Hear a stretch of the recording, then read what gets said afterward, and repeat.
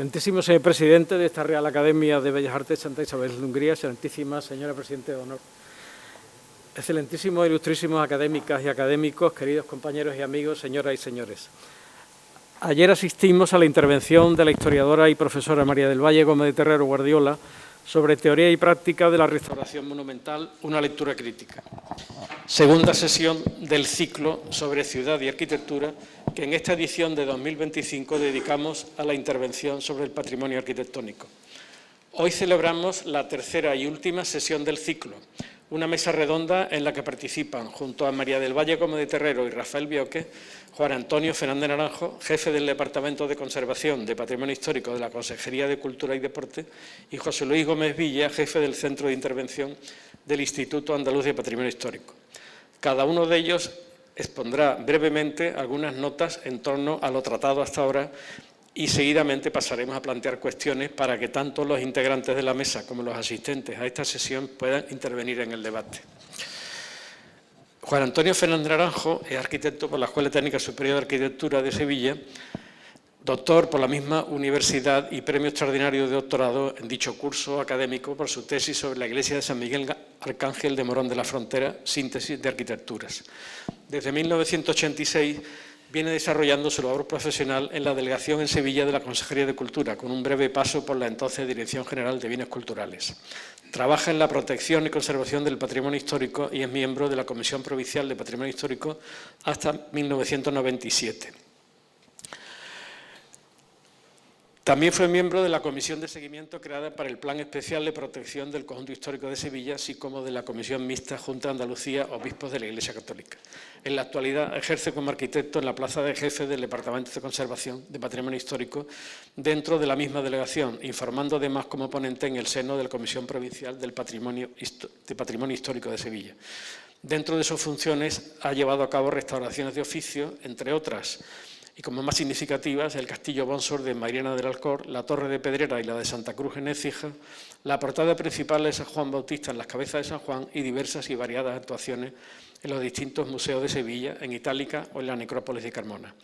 Igualmente, ha coordinado intervenciones de restauración arquitectónica de las que cabe destacar la de la Iglesia de los Descalzos de Écija, Premio Europa Nostra 2010, categoría de conservación, intervención en el Teatro Romano de Itálica para la celebración del Festival Internacional de Danza de la Diputación Provincial de Sevilla. Resaltar la participación en el comité de expertos formado por el Cabildo Catedral de Sevilla para el seguimiento de la restauración de las cuatro caras de la Giralda, Premio Hispania Nostra 2024, a la conservación del patrimonio como factor de desarrollo económico y social. Asimismo, interviene en congresos y eventos relacionados con la restauración monumental, elaborando comunicaciones y conferencias, de las que cabe destacar los de Servei de Patrimonio Arquitectónic Local de la Diputación de Barcelona, el Congreso Nacional de Historia de la Construcción o el Aula de Hernán Ruiz de la Santa Iglesia Catedral de Sevilla, entre otros. Por otro lado, participa en la organización de exposiciones y encuentros, como la Primera Semana para los Bienes Culturales de Sevilla y su provincia en 1995 desde la propia delegación, la exposición y jornada sobre la intervención en el Teatro Romano de Itálica, Et Petra Movetur, conjuntamente con la Diputación Provincial o la dirección en colaboración con don Alfonso Jiménez Martín del Simposio Internacional patrocinado por el Cabildo Catedral sobre Catedrales y Monasterios Patrimonio Mundial en 2013. Produce además diversos artículos en publicaciones especializadas como pueden ser 12 Construcción de la Ciudad, Boletín del Patrimonio Histórico del Instituto Andaluz de Patrimonio Histórico, Revista Logia de la Comunidad Valenciana, diversas colaboraciones con la Fundación para la Investigación y el Desarrollo de la Arquitectura, FIDAS, y también como fruto de la colaboración en grupos de investigación de distintas universidades.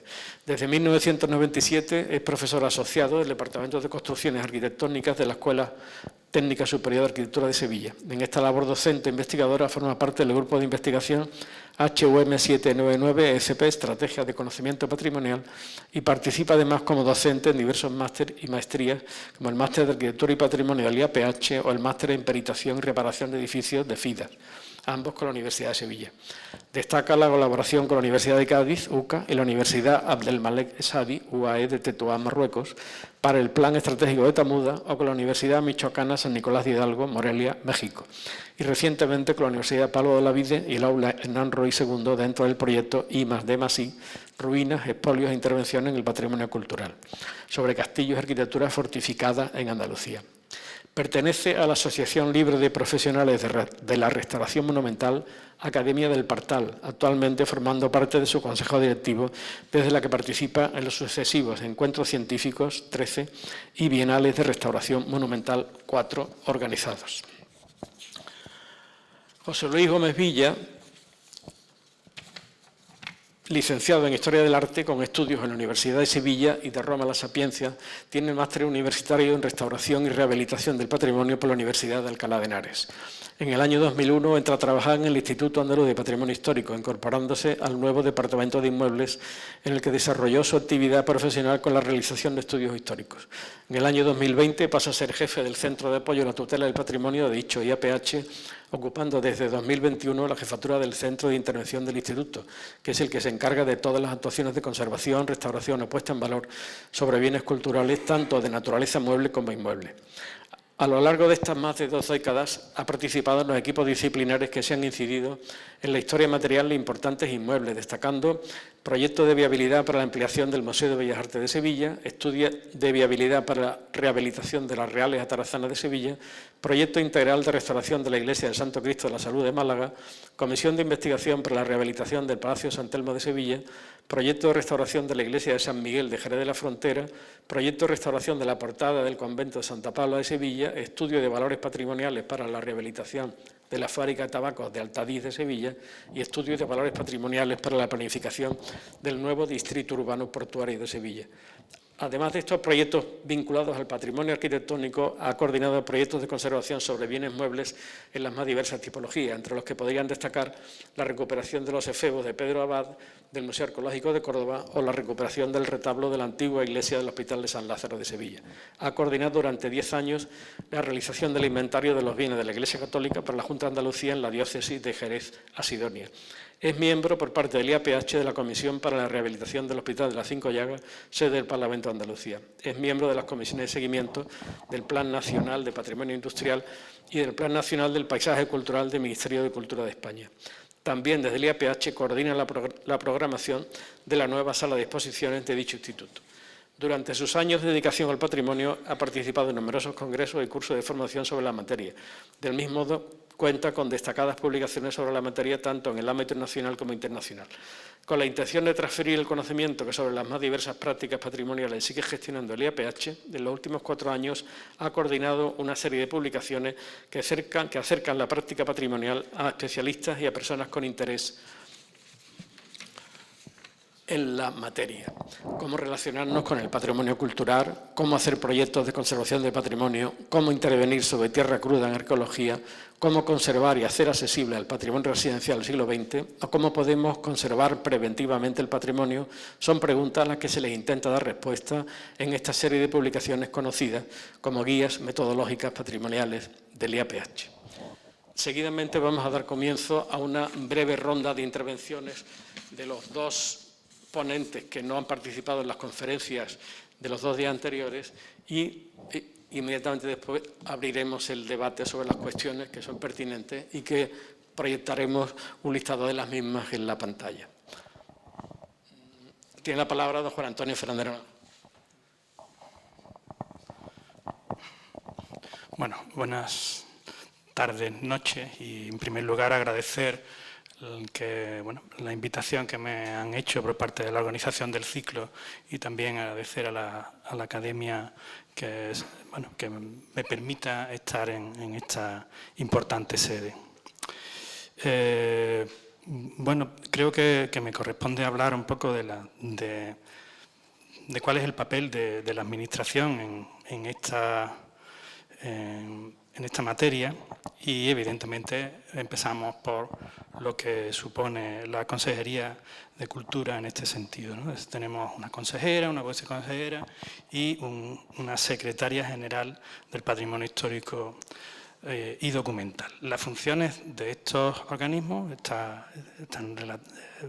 fijadas por el Real Decreto 169/2024 y con respecto a esa Secretaría General de Patrimonio Histórico, le corresponde la dirección, coordinación y control de la actividad de la Consejería en materia de patrimonio histórico, así como la supervisión, seguimiento y evaluación de las actuaciones de la Consejería en materia de conservación y rehabilitación del patrimonio histórico, y evidentemente estoy intentando reducir el ámbito a lo que es la conservación y la rehabilitación de este patrimonio histórico, como creo que directamente le corresponde al ámbito en el que se desarrolla este encuentro, ¿no?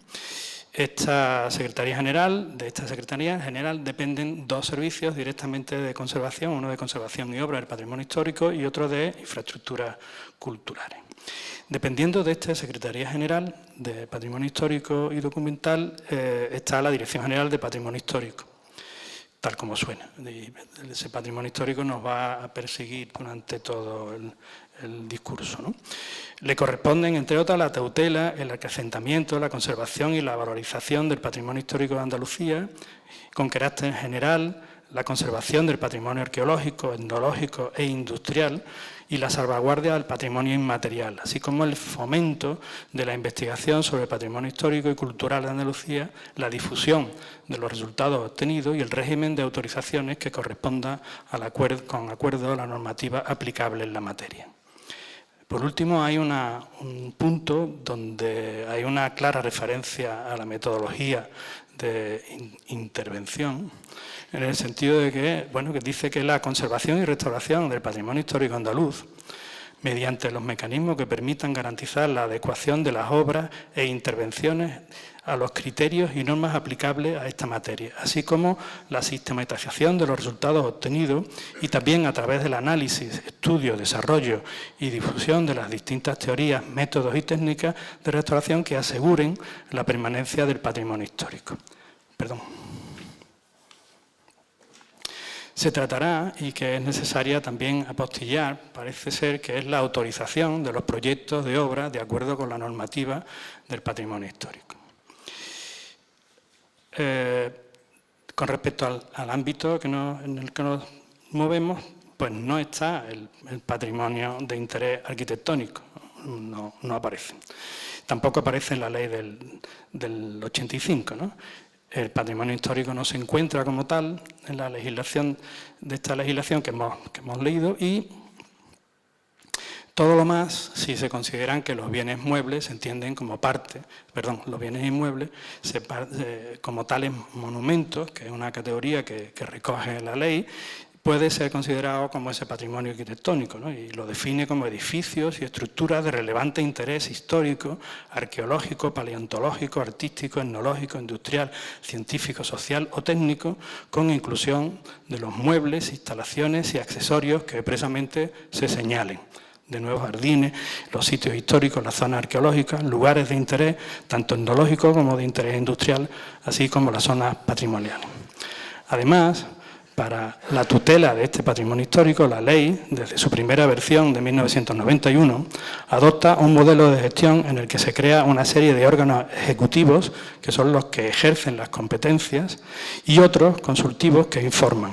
Aquí es donde están las conocidas comisiones provinciales del patrimonio histórico como órganos consultivos periféricos, pero también otros de carácter autonómico, las comisiones andaluzas, dentro de lo que se llama, de lo que es el denominado Consejo Andaluz del Patrimonio Histórico, y están la de los bienes inmuebles, la de bienes muebles, la de arqueología, la de etnología y la del patrimonio documental y bibliográfico, la de los museos y cualquier otra que se considere oportuno en cada momento. De nuevo, nada sobre el patrimonio arquitectónico, aunque algunas intervenciones han llegado a ser tratadas en la de inmueble. Personalmente, y por terminar y fijar un poco mi posición con respecto del tema del ciclo, independientemente del anterior extracto, que hay que entender que es un extracto hecho desde la necesidad de aplicar o de ejercer mi profesión desde el punto de vista, pues como funcionario dentro de la Administración, entender ese marco jurídico que está señalado, y evidentemente ese extracto está hecho desde esa visión, no desde el ámbito jurídico ni legislativo en ningún caso, ¿no?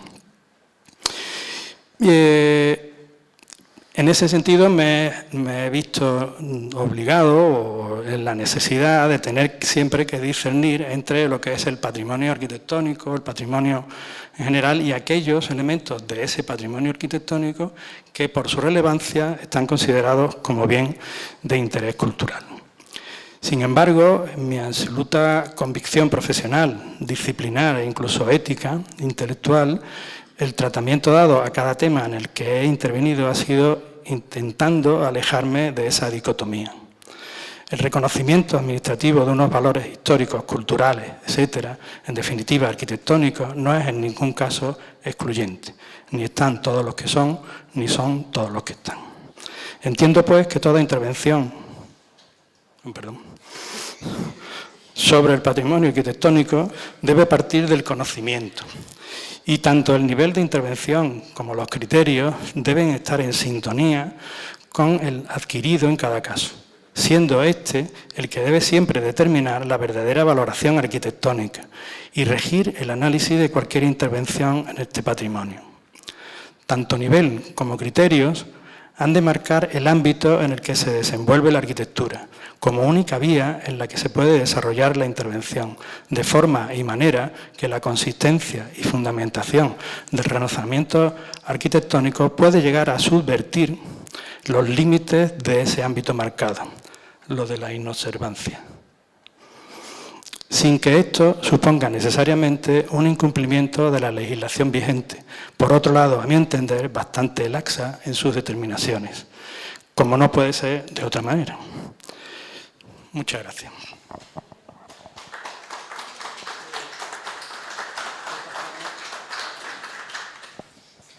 Pásale, por favor, el micrófono a José Luis Gómez Villa.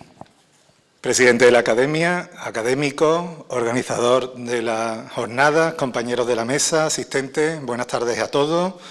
Y, en primer lugar, transmitir mi agradecimiento por la invitación personal y la invitación, valga la redundancia, al Instituto Andaluz de Patrimonio Histórico para que abordemos temas que nos han ocupado y preocupado desde nuestra génesis, como es el patrimonio arquitectónico, y que igual son un poco menos conocidos que esa otra labor, la de conservación y restauración de bienes culturales, que tanta fama, por otro lado, y tanto éxito y repercusión social nos dan y nos siguen dando, y de la que estamos muy orgullosos.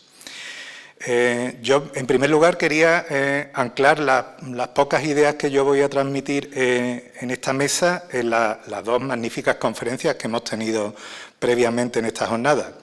Por un lado, el primer día vimos las reflexiones sobre la obra de un arquitecto que interviene en patrimonio, evidenciando su capacidad para interpretar y recrear, que es la integración en la arquitectura y la restauración en general, no solo la arquitectónica. Un arquitecto que nos evidenciaba hace ya bastantes décadas, de una manera intuitiva o razonada, la importancia de los valores culturales que deben identificarse para actuar sobre el patrimonio, que es una de las cuestiones en las que voy a incidir al final. Ayer escuchábamos un recorrido crítico por la historia de la restauración y una suerte de cuestiones que coinciden en gran medida, compartimos profesión, compartimos estudios, compartimos manera de ver la vida, que podría contarles hoy, ¿no? El conflicto de las palabras que se eligen para las intervenciones del patrimonio, el problema de ir sin un rumbo claro, que marque unos criterios para la intervención, el relativismo y la amenaza que supone esa disneyización del patrimonio para satisfacer ciertas demandas de usuarios, de propietarios. Yo me acuerdo que en mi afán, cuando empecé a dedicarme al patrimonio hace ya muchos años, en mi afán por ser historiador, yo quería sistematizar una historia de la intervención arquitectónica en España. Luego me di cuenta que eso era imposible. Entonces, como me di cuenta que iba a morir en el intento, me dediqué a otras cosas un poco más prácticas. Fruto de esa evolución práctica y desde el punto de vista técnico y de gestión, sobre todo al que me dedico, quería trasladarle a la mesa algunas cuestiones. La primera es una reflexión no de competencias, sino de capacidades. Todos sabemos que es el arquitecto a quien legalmente se le faculta para la redacción de un proyecto de arquitectura, como no podía ser de otra manera. Pero más allá de eso, si miramos hacia atrás, ¿quién decidía en el pasado qué era el patrimonio, qué se protegía o cómo se proyectaba su conservación? Al principio esta era una cuestión absolutamente de arquitectos y de historiadores, de cualquiera de sus ramas, como vimos ayer. Incluso a veces era la misma persona la que reunía esa condición de arquitecto-historiador.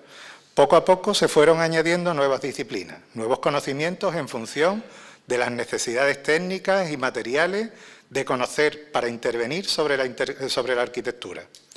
Pensemos en la ingeniería, en las ciencias experimentales y sus tecnologías, que ya las tenemos muy asimiladas desde hace décadas.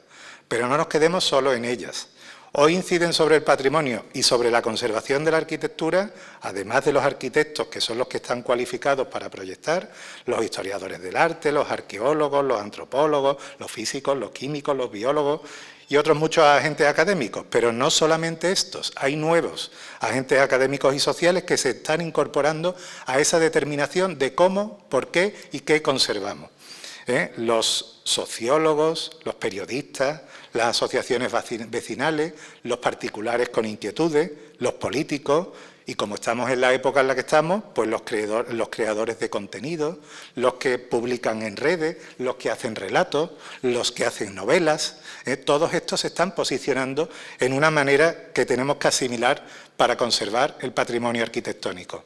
Obviamente, cuando vayamos a redactar un proyecto de restauración arquitectónica no tenemos que tener a todos estos profesionales para que determinen cuál es el proyecto que vamos a hacer, pero sí que los tenemos que tener en cuenta si no queremos que nuestro proyecto en el siglo XXI fracase.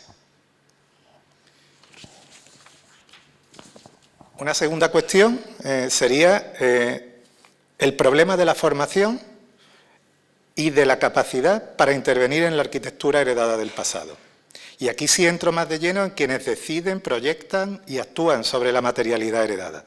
Es curioso que un país con un exceso de universidades y de titulaciones para el desarrollo profesional de estas cuestiones de la conservación arquitectónica solamente sea necesario tener un título habilitante de una escuela de arquitectura, sin más especificidad ni conocimientos previos, sin una decantación de experiencia o de maduración ni por parte del arquitecto ni ojo del restaurador, que es el otro que tiene competencia a la hora de la firma de proyectos de conservación.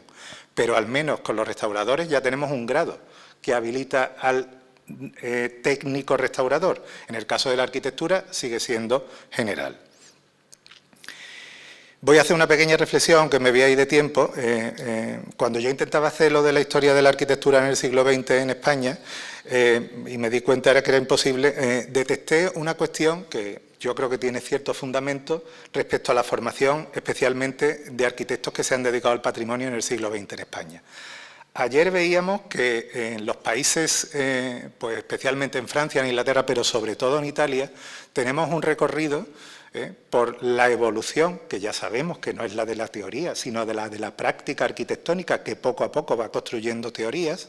Tenemos una evolución que es bastante lineal, que nos lleva desde el final del XIX, con el estilismo, a pasar después a un restauro histórico, como lo llaman los italianos, en el que el peso de la historia es lo que prevalece, posteriormente a una restauración científica, a una restauración crítica, y de ahí pasamos, como veíamos ayer, a un espacio de finales del siglo XX, principios del XXI, en el que tenemos una restauración muy ecléctica, ¿no? En España hay un salto ahí, porque por un lado tenemos las intervenciones y hay un salto por nuestra condición política y por nuestra condición histórica. Hay un salto entre la arquitectura que más o menos se estaba fraguando, alineada con lo que se estaba haciendo, en especial en Italia y en Francia, al principio del siglo XX, y ahora nos detenemos por los fenómenos bélicos y la autarquía, y cuando nos enganchamos otra vez en el siglo XXI, hay un cierto rechazo a ese estilismo que se había mantenido posbélico, salvo honrosas excepciones, a lo largo de esos 50 años de autarquía. Y pasamos directamente, sin haber pasado por el historicismo, por la restauración crítica, por la científica y por la amalgama del final del siglo XX, pasamos directamente a ese eclecticismo del final del siglo XX, que al principio es más radical en la intervención arquitectónica, cuando llega la democracia, y poco a poco se va suavizando. Necesitamos un método riguroso y transparente. Ese método es el único que puede plantear unos criterios lo más objetivos posible. Y sin criterio, la falta de criterio, un criterio razonado, riguroso, transparente, tenemos un problema a la hora de la intervención en arquitectura. La tercera cuestión también tiene que ver con la formación, pero en este caso sobre nuestra propia espalda. Juan Antonio, presta atención. Es que tenemos un problema en la formación de lo que legislamos y de cómo lo aplicamos. Hay un problema didáctico de las leyes y las normas de conservación del patrimonio. Tenemos un corpus legal amplísimo.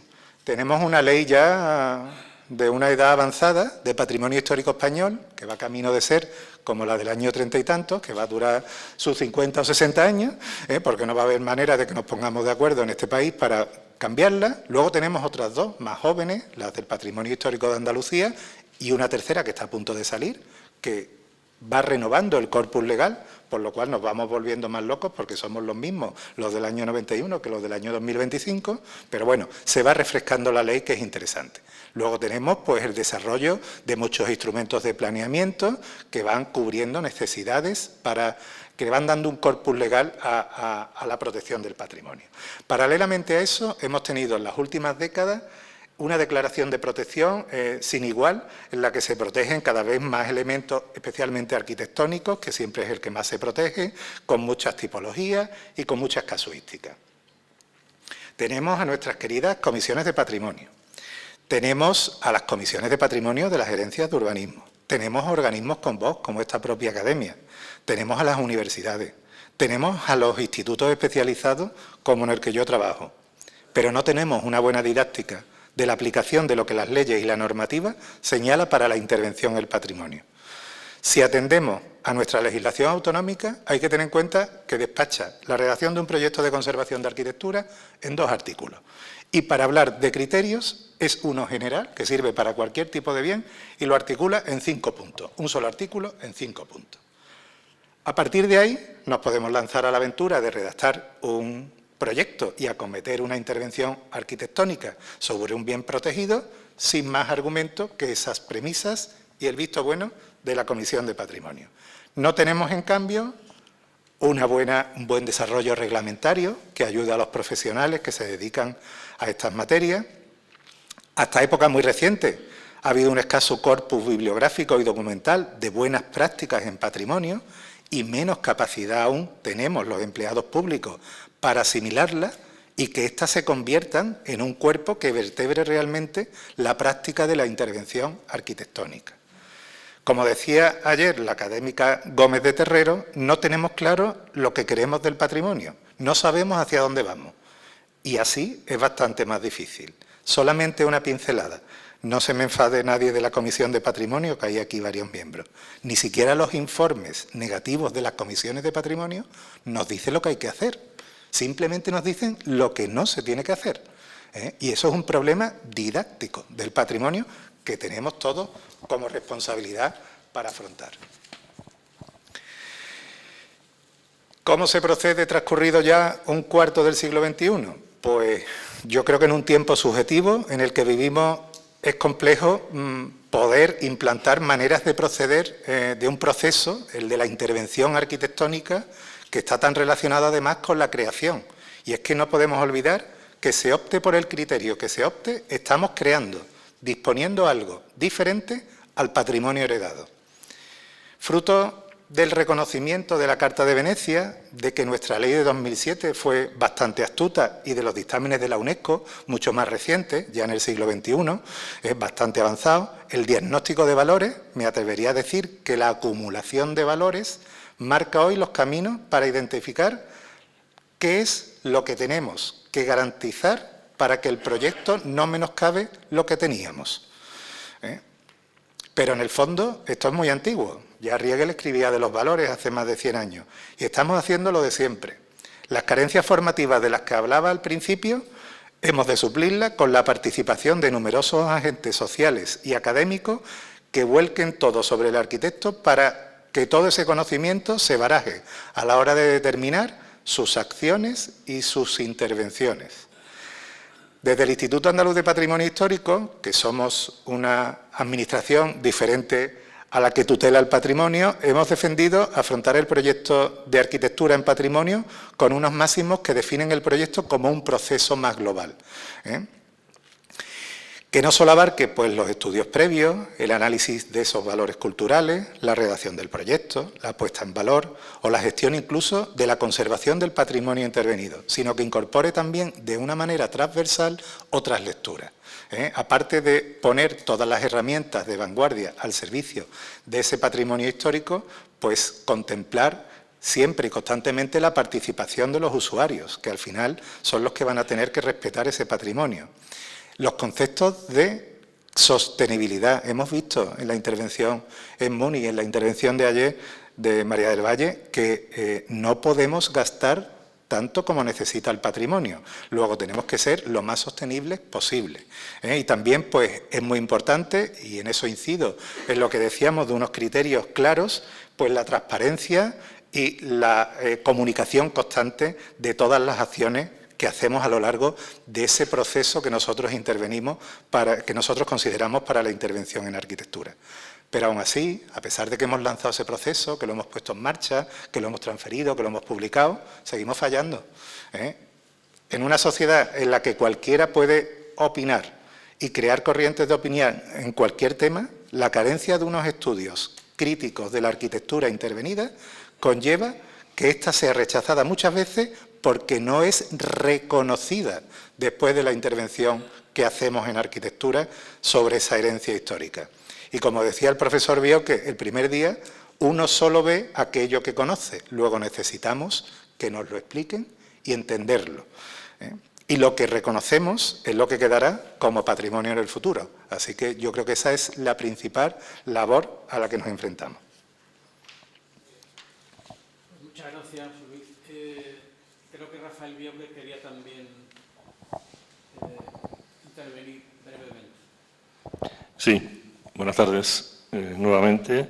Había escrito esta vez unas notas, antes de ayer conseguí no leer casi, y hoy, para que no se me olvide, aunque va a ser muy breve, prefería leer, ¿no? Son algunas consideraciones al hilo de temas que han ido saliendo estos días y algunos que ya habíamos hablado anteriormente, ¿no? Ayer María del Valle Gómez de Terrero nos ofreció una muy completa panoplia de intervenciones de distintas fechas. Me refiero a la intervención, son de distintas fechas, sobre patrimonio arquitectónico, monumental fundamentalmente, también de muy diversa datación y diversos lugares. Aunque obviemos las más lejanas, en el tiempo y en el espacio, seguimos teniendo un conjunto muy, muy amplio y heterogéneo de ejemplos en los que también la calidad de los resultados es heterogéneo, aunque ya no se hizo un juicio crítico, digamos muy directo, ¿no? Pero es evidente que los resultados, cada uno tenemos nuestra propia opinión, son muy diferentes, ¿no? Y se han generado muchas de ellas en un marco jurídico bastante similar. Solo eso debería llevarnos ya a la conclusión de que la legislación patrimonial, la normativa o el planeamiento de protección no garantizan por sí solos la calidad de los resultados. Esto parece obvio. Por otro lado, el concepto de patrimonio no es una categoría absoluta, aunque a veces se maneja así, ¿no? Es un constructo, una convención, un instrumento del que se dota la sociedad para, mediante una discriminación positiva, preservar aquello que se entiende esencial por conformar o reafirmar su propia identidad, la de esa sociedad. La legislación patrimonial está siendo objeto de actualizaciones sucesivas en la definición de los tipos de bienes patrimoniales. José Luis ha hecho referencia a eso. Pero enseguida se queda antigua, ha pasado ya, ¿no?, varias veces, por operar mediante una ampliación de categorías muy coyuntural y no muy clara. Se han ido añadiendo categorías, como por ejemplo ocurrió con el patrimonio industrial, conjuntos arqueológicos, que en el fondo son también bienes inmuebles, o bien estructuras urbanas, conjuntos, o son territoriales, digamos que se solapan, ¿no?, incluso paisajes, ¿no? Cada vez que se habla de que se va a hacer una legislación nueva, nosotros siempre nos entra la misma preocupación. El problema es que no tenemos tan poco tiempo para opinar, ¿no? Pero entendemos que las clasificaciones deberían responder a criterios claros, que habría que pararse un poco y no seguir sumando categorías que es una especie de batalla que no tiene fin, ¿no? Uno no puede, al clasificar, por ejemplo, las frutas, decir que las frutas pueden ser amarillas o ácidas o de piel dura. El criterio puede ser el color, puede ser el tamaño, puede ser el tipo de semilla o el que se quiera, pero de un criterio único y claro. Y esto no ocurre con los bienes patrimoniales. A veces estamos solapando. Además, en la protección patrimonial debería atenderse, como ya se ha dicho, a valores conceptuales y no a elementos o entidades concretas, cosa que sigue ocurriendo, sobre todo en el planeamiento de protección, donde seguimos hablando de fachadas, crujías, etcétera, cosas excesivamente concretas y que además después nos las saltamos. La justicia, por su parte, demanda concreción en las leyes patrimoniales. También se ha dicho aquí, ¿no? Para poder aplicarlas tienen que ser claras, que no requieran mucha interpretación para su ágil aplicación. Pero la protección patrimonial, que debe atender, como se ha dicho, a valores patrimoniales y no a elementos, no puede ser concreta, sino más bien conceptual y quedar abierta a su interpretación. Pero una interpretación fundada, conceptualmente sólida. Por eso, cuando un tema patrimonial llega a los juzgados, no suele terminar bien. Es difícil que los jueces, por muy capacitados que estén, tengan la formación, que es un poco específica, necesaria, para interpretar de la forma que es requerida. Hay muchos ejemplos en ese sentido de casos fallidos, digamos, contraproducentes para los propios bienes. Y aquí entran en juego otras consideraciones. Tanto los arquitectos como las comisiones de patrimonio deben hacer bien su trabajo, obvio. Deben ser solventes, eso es fundamental, pero no es siempre así. Hay mecanismos, como la delegación de competencias en comisiones locales, que se han citado antes, o directamente en técnicos municipales, que todos debemos saber que están dando resultados contraproducentes en ocasiones. Sí que existan mecanismos ágiles que permitan evitarlo. Podríamos recordar también ejemplos. Las academias tienen también entre sus cometidos la asistencia o dictamen en estos casos, pero es una labor a la que desde hace tiempo se recurre poco y quizá convendría activarla más, ¿no? Ayer surgió otra cuestión, no en la mesa, sino ya un poco cuando hablábamos en los pasillos casi, ¿no? Los actores sobre el patrimonio, y hoy se ha citado también, ¿no? ¿Deben ser especialistas o no? Sobre el patrimonio arquitectónico me refiero ahora, ¿no? Mi opinión personal es que no y que sí. Y me explico. El patrimonio inmueble tiene ciertos rasgos específicos. La arquitectura no es arte puro, como ya hemos comentado, y tiene un cometido social, utilitario, muy claro, que no puede obviarse. Y tanto en una intervención de nueva planta, como se suele llamar, como en una rehabilitación o restauración o intervención en general, pero frecuentemente es obviado y solo se atiende a cuestiones artísticas. Los actores sobre el patrimonio arquitectónico deben ser arquitectos capaces y que lo hagan bien, del mismo modo que el patrimonio mueble debe estar en manos de restauradores que dominen la especialidad de la que se trate, pintura, escultura, ebanistería, la que sea, y que lo hagan bien. Pero los arquitectos y las comisiones pueden hacerlo mal, igual que puede hacerlo un médico o un abogado. Todo ello al margen de que se debe contar con equipos en los que los historiadores y arqueólogos son fundamentales en las fases analíticas y los restauradores, ingenieros y todos los temas técnicos que ha comentado José Luis hace un momento en las fases de intervención. Pero la arquitectura es una disciplina esencialmente generalista, en su médula, digamos, ¿no? Exige síntesis de muchas facetas o componentes. Un buen arquitecto, un buen proyecto, debe ser generalista, no especialista. Aunque al actuar en un campo, y aquí viene un poco la contradicción de por qué digo sí y no, ¿no? Aunque al actuar en un campo determinado, uno debe ser capaz de convertirse en especialista del mismo, inmediatamente. Y en ese sentido recordaría la conocida anécdota de la entrevista a Alejandro de la Sota tras ser premiado por el Gimnasio de Maravillas, que algunos recordarán, pero que recuerdo. Un periodista se dirige a Alejandro de la Sota después de haber sido premiado por haber hecho el proyecto del Gimnasio de Maravillas y después de preguntas como más comunes sobre su trayectoria, etcétera, hay un momento en que le dice: don Alejandro, y usted obviamente se considera un arquitecto especialista en instalaciones deportivas. Y le dice: sí, por supuesto. Dice: y bueno, ¿cuántas instalaciones deportivas ha hecho usted? Y dice: una, esta. Y termino con un ejemplo que tiene que ver con esto, que es real y que lo puedo contar porque lo tengo cerca, digamos, ¿no?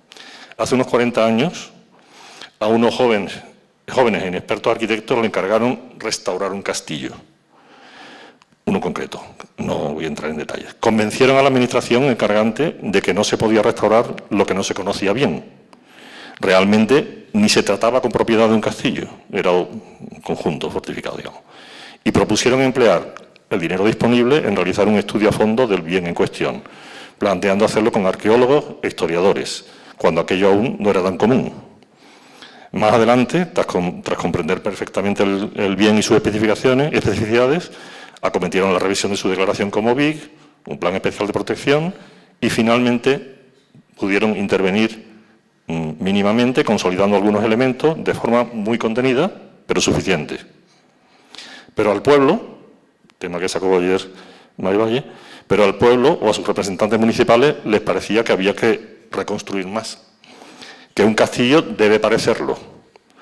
Y estos jóvenes inexpertos arquitectos se opusieron, renunciando a seguir trabajando en un lugar que conocía muy bien, dando paso a que arquitectos más experimentados y especialistas, completaran el castillo con almenas y barbacanas desaparecidas y poco documentadas. Aunque actuaron así, entonces no sabían lo que el brillante arquitecto Glenn Marquardt contestaría años después a un periodista también, tras recibir el premio Pritzker, al ser preguntado sobre el mejor consejo que le habían dado al iniciar su vida profesional. Y Marquardt recordó que de joven, su padre, al terminar la carrera, al empezar a trabajar, su padre le había dicho: no empieces haciendo lo que no quieras terminar haciendo. Este tipo de convicciones son las que insistimos a nuestros alumnos, sí que nos parecen importantes para un arquitecto, intervenga o no sobre el patrimonio, se considere especialista o no.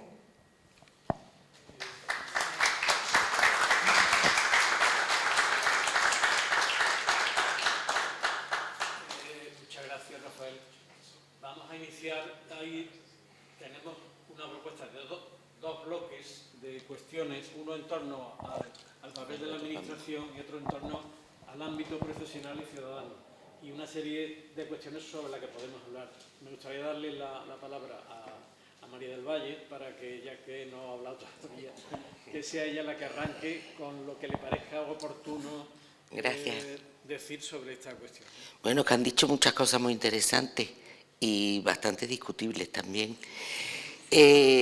Vamos a ver, yo hablo desde la absoluta libertad que me da el no ser arquitecta, no tener que intervenir, ser universitaria y por tanto muy libre, ¿no? Y entonces suelo decir lo que creo de verdad, me puedo equivocar, lógicamente. Yo sí creo en la especialización. Yo no voy a un cardiólogo a que me cure una pierna. Yo siempre digo que a mí no me llamen para expertizar un cuadro, que para eso llamen a mis compañeros del Departamento de Arte de Sevilla, que saben más de pintura que yo. Es más, es que si hacemos un trabajo pues sobre la catedral, hay el que sabe de la medieval, de la islámica, de la renacentista barroca y de la contemporánea. Y es muy difícil entrar en ciertos temas sin haberlos estudiado mucho.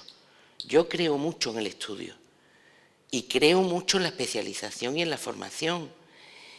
Y creo también que en otros sistemas europeos son expertos los que intervienen en el patrimonio. Entonces tengo mis muchas dudas de si la creatividad que encontramos en las restauraciones contemporáneas en parte se deben a que no hay una diferenciación entre arquitectos restauradores y arquitectos no restauradores. Dicho esto, tampoco creo que, por lo que hemos estudiado con Pilar García Cueto durante años en toda la restauración franquista, esos arquitectos no eran tan distintos de los que estaban interviniendo después de las guerras mundiales en Europa y reconstruyendo, pero vamos, completamente. Es más, Basegoda estuvo en una redacción de la Carta de Venecia, Íñiguez Almé estuvo en reuniones internacionales. El que no hubiera teoría en España no implica que no estuvieran en su tiempo o en su momento. Eran arquitectos, intentaban hacerlo lo mejor que podían. Y eso nos hemos dado cuenta en estos últimos años, es un equipo de de investigadores de todos los colores políticos, además, que hemos ido trabajando sobre todos los arquitectos de esa época y hemos visto qué formación tenían. Pensar que Félix Hernández no tenía una gran formación, los había mejores y peores. Y ahí las investigadoras de cada zona nos reíamos mucho porque había quien presentaba unos proyectos espectacularmente bien explicados y otros que no decían nada. Pero yo creo que para lo que decía de Lao, para hacer lo que les daba la gana después. Vamos, no lo que les daba la gana, sino tenían que sacar mucho trabajo para adelante, con muy pocos presupuestos, y había que hacer mucho. Y la mayoría no tenía control del Estado, o sea que tampoco mandaban mucho los criterios según quién. Entonces, no creo que haya esa falta de formación, yo creo que eso ya está en los que nos hemos dedicado a la historia de la restauración de monumentos. De hecho, de la República se pasa sin solución de continuidad, y esto lo ha estudiado Julián Esteban Chapapría, el sistema franquista. Lo que sí creo que cambia es que no son expertos en restauración y que se le ha dado un peso a la creatividad muy grande. Habrá ocasiones en las que haya que ser creativo, pero no necesariamente hay que ser creativo. Yo en eso creo que es así. O sea, creo que los arquitectos están educados para ser muy creativos en muchos casos y que el dejar la huella no siempre es necesario. Entonces creo que hay casos y casos. Y es verdad que nosotros no hemos entrado en el tema de la calidad, hemos entrado en un tema informativo. El último trabajo que hemos hecho, que lo tengo que traer por cierto, no hemos entrado en crítica, hemos entrado en intentar enseñarle a la gente qué es lo que se estaba haciendo en Andalucía y con qué nivel se estaba haciendo, si era coherente con lo que se está haciendo fuera o no, y que es un trabajo que quizá tendría que haber hecho la Administración y no nosotros. Pero no, es verdad, nos han ayudado un montón, la consejería, los compañeros que están en Dirección General de Bienes Culturales.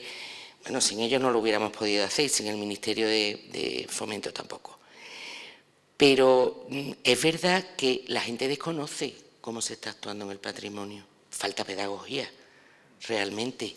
O sea, conocemos un poquito, pero ni nosotros mismos los expertos sabemos lo que se está haciendo en Almería muchas veces y hay que ponerse a estudiar.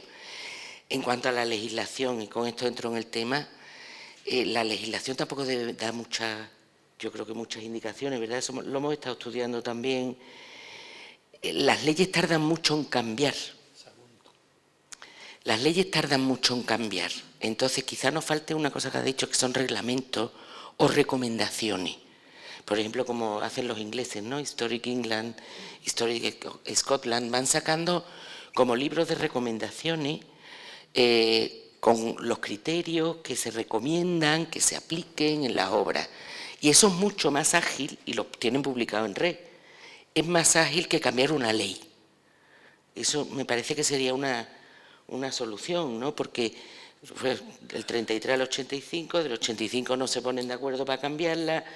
Andalucía está siendo más ágil, pero tampoco es que tenga unos grandes criterios ahí para intervenir, unas directrices. Y yo vuelvo a lo mismo, las leyes no son quizás las que tienen que marcar esos criterios, ni es una cuestión de tribunales de justicia. Yo también muchas veces pienso, y esto no sé si tengo razón o no, que llegamos a los tribunales porque no tenemos unos buenos filtros administrativos. No sé si en esto me equivoco, pero si pensamos, por ejemplo, en las superintendencias italianas, que son mucho más estrictas, o quizás cuando vemos que llega tal tema a los tribunales porque una asociación de protección de patrimonios de civiles lo lleva, es porque quizás no se ha mirado lo suficientemente bien el tema previamente por quien tiene que autorizar. Y quizá, ahí también entro con lo de las comisiones, necesiten más expertos. A lo mejor expertos específicos para los grandes proyectos que se pueden acometer.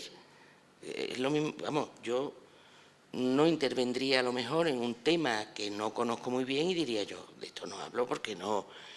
Creo que ustedes deben de llamar a este o al otro o al de más allá. No es mi especialidad, ¿no? Entonces, yo creo mucho en el estudio y también creo mucho en el estudio previo a la elaboración de los proyectos. Cuando nos hemos puesto con los castillos, por ejemplo, ¿cuántos tenían planes directores? ¿Eso qué es? Los planes directores son todos los estudios previos que se hacen antes, con lo que ha explicado muy bien. No tiene figura legal. Entonces tú dices, bueno, yo lo que he visto en los castillos, la gente que está interviniendo más fuera, con más calidad, quizás más calidad, Fernando Cobo y gente así, lo primero que hacen es un plan director. ¿Qué es eso? Un estudio previo donde se establecen todas las fases de estudio, posteriormente de obra, y que se puede ir modificando según los hallazgos lo que se va haciendo. Esa planificación quizá nos falte también en Andalucía. Un poco lo del Servei. Cuando planteaban en el servicio de la Diputación de Barcelona, vamos a planificar las obras a 2 años vista. A 2 años vista para que intervengan los historiadores, los arqueólogos, se haga un proyecto en condiciones. Y realmente de la historia, yo lo que he aprendido haciendo historia es que de los estudios históricos se sacan muchas pautas para intervenir y te autoriza una serie de actuaciones, un buen estudio previo, histórico y si hace falta sociológico, y si cada caso es un caso o de estructural de ingeniero o de análisis de materiales, lo que en cada caso sea necesario, que no siempre es lo mismo. Y con esto termino. No, yo creo que esto es un problema de método, ¿vale? Y eso lo venimos reclamando desde la Administración y yo lo he hecho desde dentro, de que necesitamos un método de intervención y hay que bajar de lo conceptual a lo concreto y hay que hacerlo de forma gradual. El introducir criterios en la ley es una herramienta de falta de conocimiento, falta de confianza y de imponer una serie de cuestiones a una cosa que es muy compleja. La necesidad de legislar, siempre nos quedamos en la ley, pero la ley tiene una serie de facultades, que están los decretos, están las órdenes, están las directrices, y son todos documentos que genera la Administración por sí, y tiene competencia para ello, y no impone nada. Y lo que se trata es de decir, estos son los criterios que todo documento que tenga que pasar por mi seno vamos a exigir cumplir.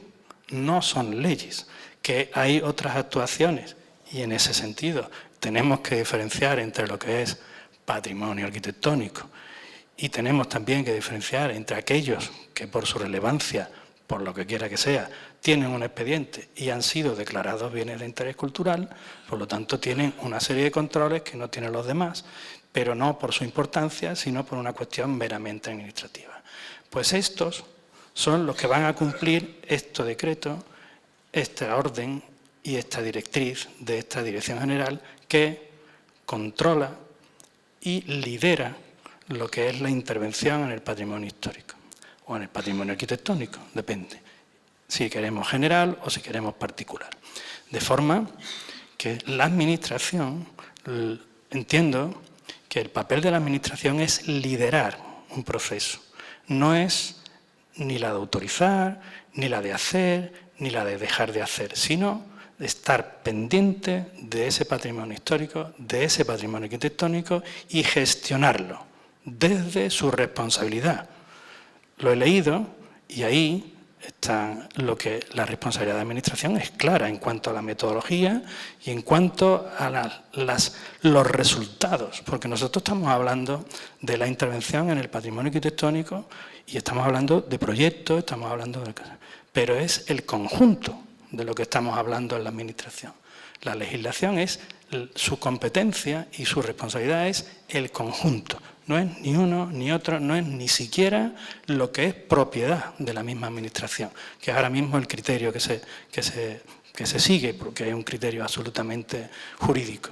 Pero lo que sí está claro es que esto es cuestión de método, y ese método implica un proceso. De siempre, yo he intentado trasladar de que lo importante es el proceso. Lo importante en cuanto a las determinaciones, en cuanto no es ni siquiera ni el resultado, es el proceso.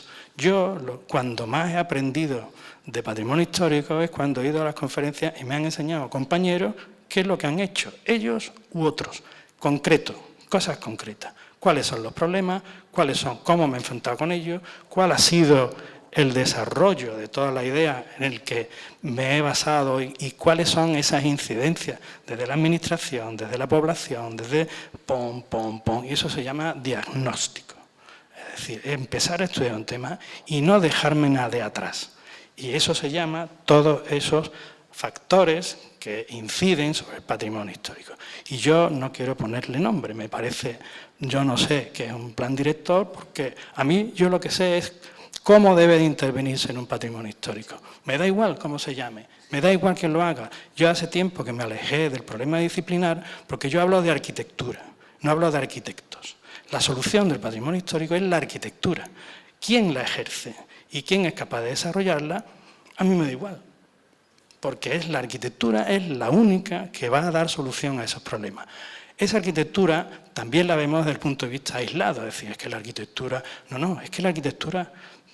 El concepto de restauración arquitectónica es un concepto holístico, no es lo que hacen los arquitectos o lo que hacen sobre la arquitectura. No, es que se puede restaurar desde el punto de vista arquitectónico un cuadro, porque el concepto es mucho más amplio que lo concreto que podemos hablar del desarrollo de una disciplina. En ese sentido es lo que yo entiendo como intervención, y perdona, porque intento alejarme de la idea de proyecto, que quieras que no, es un concepto que se asimila a una carpeta llena de papeles. Y desde el punto de vista administrativo, cuando un político dice hay que hacer un proyecto, pues, y tú le dices no, hay que hacer un proceso, y ¿cómo? ¿Esto qué? ¿No? La intervención es un poco el término en el que intento. La intervención es el conjunto de todas las actuaciones que tenga para cada actuación, habrá que hacer el proyecto adecuado para cada intervención, pero estamos dentro de esa intervención, estamos dentro del proceso.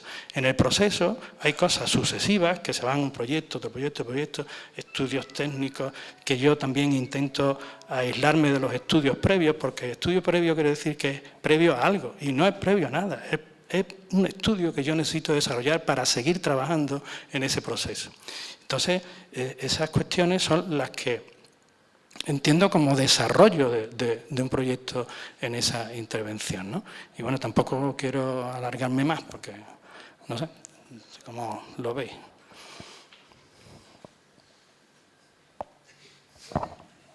Bueno, no voy a entrar en alusiones más personales, luego las hablamos en pasillo, pero he dicho salvo honrosas excepciones y hay que ver cómo era lo que se ofrecía desde la docencia de las escuelas universitarias de arquitectura en aquel momento. Varias cuestiones que han ido saliendo. Me alegra mucho que Juan Antonio vea el proceso patrimonial. O sea, no estamos hablando de proyectos patrimoniales, sino de procesos. Es lo que desde la práctica el Instituto Andaluz de Patrimonio Histórico ha teorizado para que sirva a la sociedad. Nosotros no nos dedicamos ni a tutelar, ni a proteger, ni casi a intervenir sobre el patrimonio arquitectónico, sino que lo que nos dedicamos es a lanzar metodologías que ayuden en ese proceso sin que tengan un rango legal. También tengo que tranquilizar al profesor Vío que, por otro lado, que no hay más categorías patrimoniales en la ley nueva, doy fe. Entonces, podéis estar tranquilos que no hay más categorías. Y por lo que yo sé, que sé mucho, ha sido duro de pelear que los criterios de intervención son los mismos para el patrimonio industrial que para el etnográfico, que para el arquitectónico, y que las pautas del proceso y del proyecto es exactamente lo mismo. Así que en ese sentido vamos avanzando, vamos renovando las leyes. Yo sí creo que las leyes son necesarias porque realmente cuando no hay ley se van incumpliendo cuestiones. Es más, creo que cuando la ley no se entiende, y creo que hay algunas de las preguntas que está dentro de las que nos ha lanzado el profesor Torres, cuando se desconoce conceptos que aparecen en la ley, como el de autenticidad, se cometen atrocidades como que la autenticidad es lo primero. Y eso estamos hartos de verlo en proyectos de restauración arquitectónicos y en proyectos de restauración de bienes muebles. O sea, hemos pasado a que por la por el desconocimiento de los conceptos, se malentiendan los conceptos y nos encontremos con muchos profesionales que están actuando sobre bienes protegidos que la Administración no tiene capacidad de controlar y que están llevándolos a origen, aunque el origen ya no exista, y eliminando todas las capas históricas, es decir, contradiciendo lo que dice la ley por el otro lado. Así que el problema legal existe y las leyes son necesarias, desgraciadamente. Respecto a lo que nos va preguntando también las cuestiones, pues yo creo que hay una cuestión muy importante, y es lo último que voy a decir sobre las leyes. Las leyes plantean maneras de reconocer el patrimonio. Al final, hacer un catálogo es reconocer el patrimonio. Da igual la categorización que se le ponga. Al final tú estás buscando la excusa por la que lo proteges con una categoría u otra, sea en el catálogo, sea en el catálogo general, en el de un municipio, o sea ya con las categorías máximas de bien de interés cultural. Luego están las maneras de intervenir en ese patrimonio para que no tenga menoscabo, y esas sí son más generalistas. Luego, a mí no me preocupa tanto la conceptualización, a mí me choca también. Estoy totalmente de acuerdo en que el patrimonio industrial es patrimonio arquitectónico y no hay patrimonio arquitectónico por ningún lado de las leyes y de las normativas. Todo tiene que tener una excusa, pero tampoco hay patrimonio artístico. El patrimonio artístico cada vez está, bueno, pero cada vez está más menoscabado. Lo artístico es como algo secundario. Bueno, son maneras, términos, terminología que va cambiando a lo largo de la historia y que nos tenemos que ir adaptando para conseguir al final el fin y el objetivo, que es el de la preservación y el de la intervención. A mí ayer me dio un poco de miedo, porque yo soy el jefe de intervención. Entonces yo dije, ¿dónde me meto mañana? Intervención en el patrimonio histórico, pero bueno, el cargo ya venía nominado de la Junta de Andalucía, no tengo la culpa. Bueno, yo creo que aunque pueda no parecerlo, estamos más de acuerdo de lo que parece. Hay una cosa en la que bueno, yo creo, yo me imagino que la mayor parte de los arquitectos que están en esta sala no podemos ya compartir esa idea de que el arquitecto es una especie de espíritu libre, creador y que no estudia, sino todo lo contrario. Sí, uno más que otro, igual que lo que he dicho antes de los médicos, los abogados, me refería a eso, o sea que uno lo puede hacer bien y lo puede hacer mal. Evidentemente, los estudios previos no... El ejemplo que he puesto antes de esos jóvenes arquitectos, son ellos los que le dijeron a la Administración, no me pidas que intervenga si no conozco esto, si no lo conoces tú, si no lo conoce nadie. O sea, un edificio que no se conoce, lo primero que hay que hacer. Y dijeron, prefiero no hacer un proyecto y gasta el dinero en vez de hacer un proyecto en estudiar el inmueble primero y conocerlo, ya después vendrá la intervención.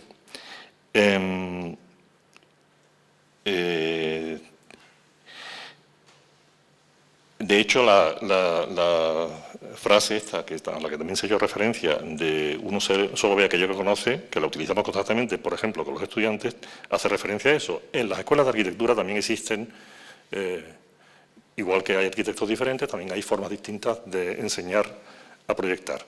Y hay quienes piensan que lo mejor es que uno sea una especie de espíritu libre, alguien virgen, que no esté condicionado por el conocimiento, cosa que es una aberración a nuestro modo de ver. Y por eso le decimos a los estudiantes, uno solo ve aquello que conoce. Es que si no estudias, ni siquiera te vas a dar cuenta de lo que tienes por delante. Eso está... Por tanto, el estudio es fundamental. Y la contención en las intervenciones también es algo que no siempre sale además ni de los historiadores ni de los arqueólogos. Yo conozco más de un caso de arquitectos frenando a los arqueólogos que plantean cosas que los arquitectos dicen, esto no se debería hacer, exactamente así, ¿no? Entonces, es mejor casi, yo creo que lo mejor es hablar de cómo debemos actuar y casi quitarnos la etiqueta de la profesión de encima porque puede ser contraproducente. Evidentemente, un proyecto no es una carpeta de papeles, un proyecto siempre es un proceso. Si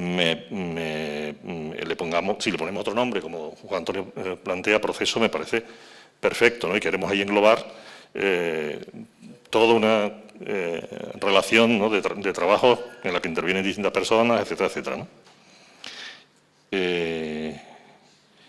Y poco más. Yo creo que cuando Paco Torres ha puesto en estas sugerencias, ¿no? el tema de la autenticidad y la originalidad, quizá en un debate como este, ¿no? que versa más específicamente sobre patrimonio arquitectónico, quizá venía al hilo de que esta sinonimia, ¿no?, entre auténtico y original en determinados tipos de bienes, pues a lo mejor tiene un poco más de sentido. Normalmente un cuadro no se actualiza, no se reforma, no se intenta hacer vigente. La mayor parte no me refiero a la restauración, sino que un cuadro de Goya, en décadas siguientes, a veces le ha pasado algo, pero lo normal es que haya perdurado o se ha deteriorado, pero nadie se ha planteado, mira, es que ahora mismo en un edificio hacen falta de pronto cuartos de baño donde no los había, por poner un ejemplo, hace falta climatizarlo. Digamos, la arquitectura es un organismo vivo y está constantemente, con lo cual en arquitectura esa diferencia entre auténtico y original es mucho más fuerte, ¿no? O sea, es imposible ahora mismo plantear casi siempre cualquier cosa heredada que tenga varios siglos, nadie puede plantear volver al origen, ¿no? Es que no es arquitectura, se convertiría en una especie de fósil, pero no puede ser vigente porque pierde esa condición viva que tiene. En fin.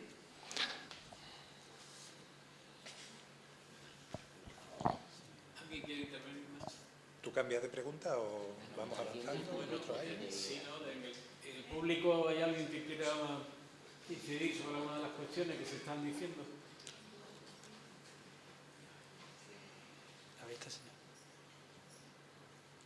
¿Pasamos a alguna cuestión? Sí.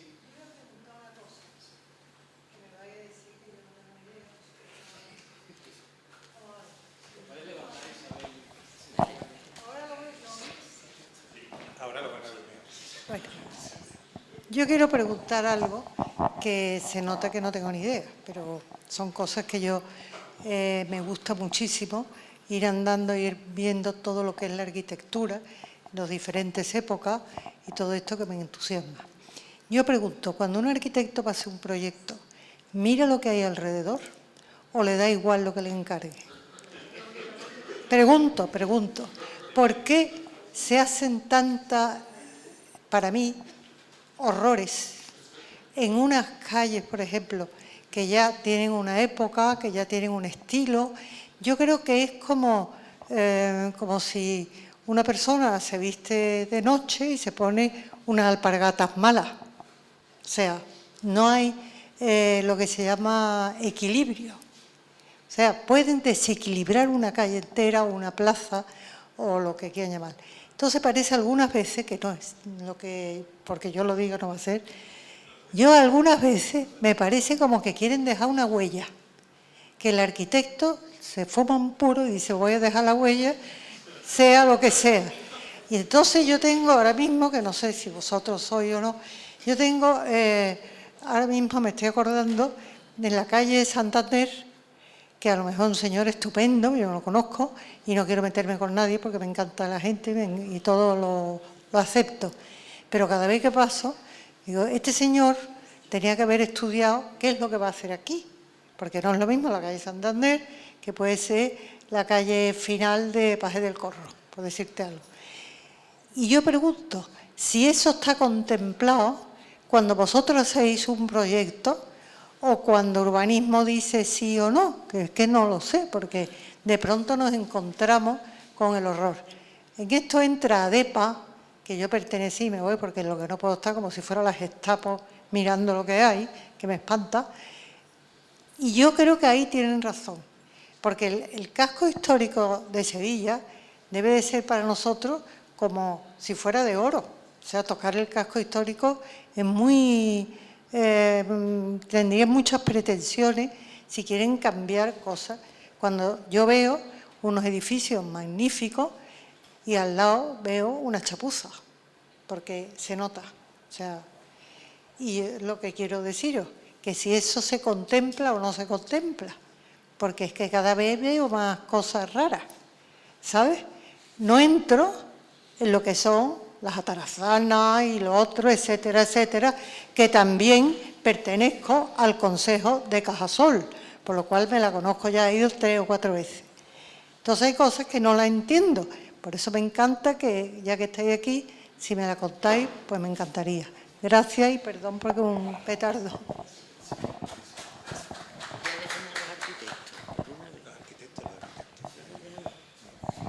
Isabel, yo creo, fíjate que aquí hay un problema en Sevilla que es muy interesante.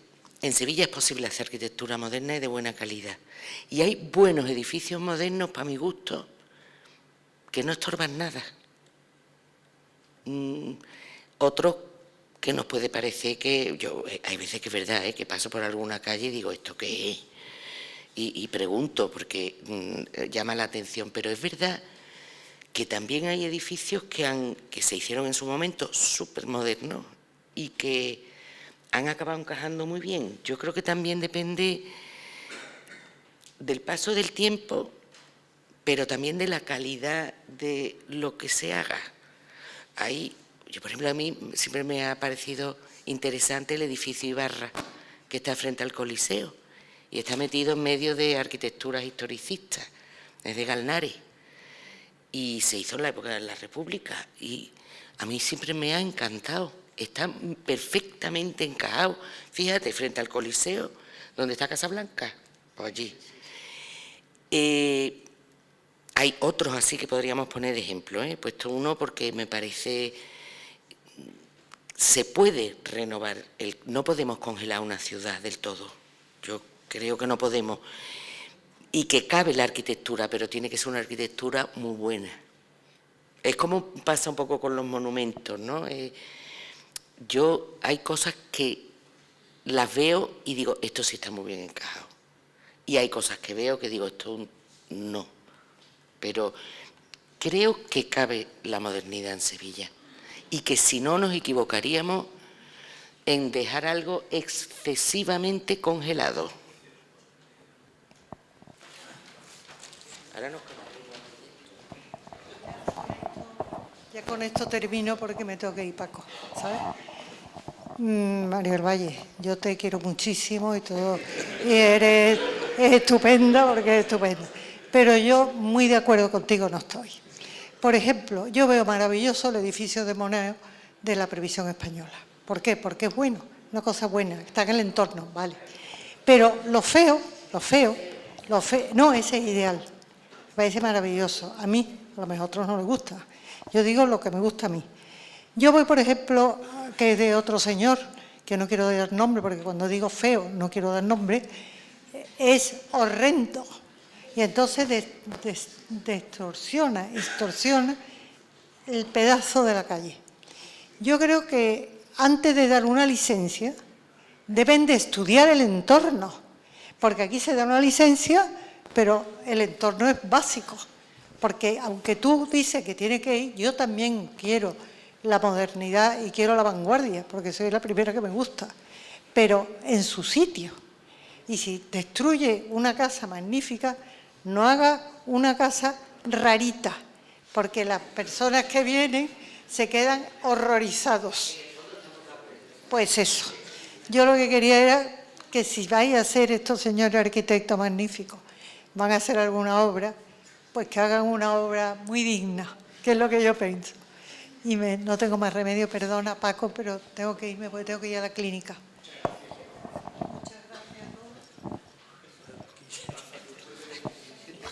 Bueno, yo solamente por la parte que me toca, digamos, puntualizar un poco, ¿no? Yo creo que los arquitectos evidentemente estudian el lugar donde van a intervenir, deben hacerlo y yo creo que mayoritariamente lo hacen a conciencia. Y aparte de que hay muchísimos mecanismos de control que te permiten hacer una cosa o no, a veces... A mí hay cosas que me parecen que están mejor, evidentemente, y otras que están peor, ¿no?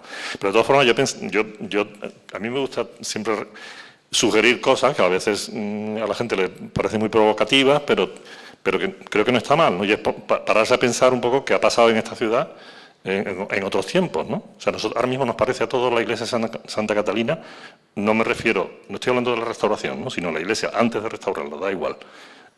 A todos nos parece una iglesia fantástica, interesantísima, etc. A mí también. Pero ahora vamos a pararnos a pensar, ¿qué ha pasado con esa iglesia? O sea, no es que cerca le haya pasado algo, es que al propio edificio, en cada época, le han ido poniendo cosas absolutamente rupturistas con respecto a etapas anteriores. Y en el momento que se hizo, o sea, la parte barroca ya del final, por ejemplo, eso debió ser una cosa brutal, por así decirlo, ¿no? Ahora nos parece todo perfecto, pero es un edificio que es un collage de cosas, cada una de ellas de su tiempo, y pegadas, una encima de otra. La portada me la traigo de Santa Lucía, que allí ya no sirve, me la pongo, y la pongo delante, que no era de allí. Entonces, ahí tenemos mezcla de siglos y siglos, y se van acumulando, por no hablar de la Giralda. ¿Vale? Entonces, se puede hacer muy mal. O sea, la Giralda podría ser horrible, y no lo es. Pero es una actuación sobre un inmueble, un edificio de una época determinada, en otra muy distinta, con el zeitgeist, digamos, con el espíritu de su tiempo. Hernán Ruiz no se puso a intentar hacerlo aquello ni siquiera mudéjar, ¿no? Ni renacentista 100%. Entonces, pero se puede hacer muy mal también. Si te gusta, pues eso es arquitectura moderna.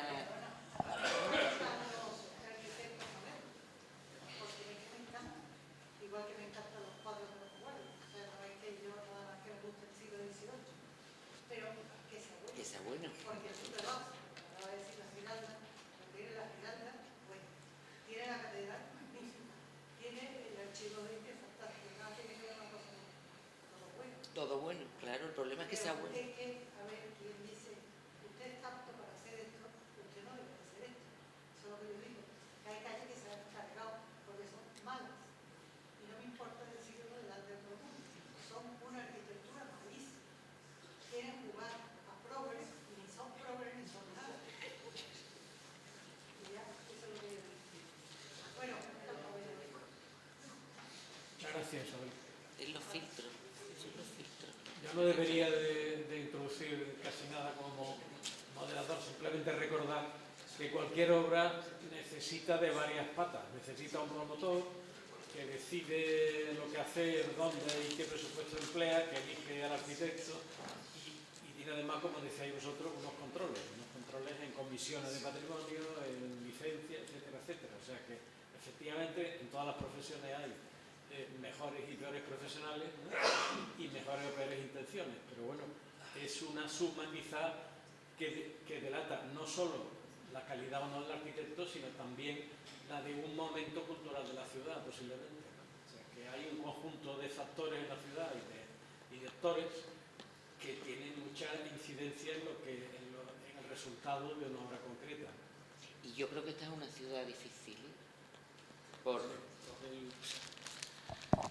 que Sevilla es una ciudad difícil, precisamente por el casco que tiene y a mí me ha llamado mucho la atención que muchas veces las muy buenas obras son de arquitectos locales, en muchos casos, quizá porque conocen bien la proporción, la ciudad, o locales o afincados, vamos, no necesariamente de aquí, pero gente que se ha pateado mucho la ciudad y que sabe encajar vamos, un poco como decía Rossi, ¿no?